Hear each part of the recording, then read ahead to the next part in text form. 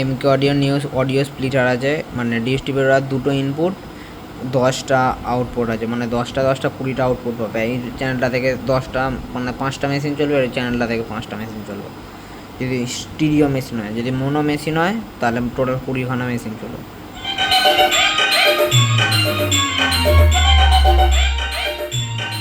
কোনো মানে কিছু দেওয়া নেই, মানে যেটা ঢুকছে সেটাই বেরোচ্ছে।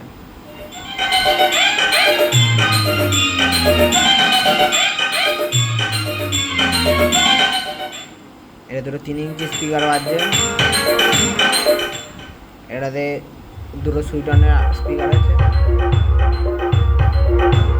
প্রীতম রিমিক্স দাতন শেখ।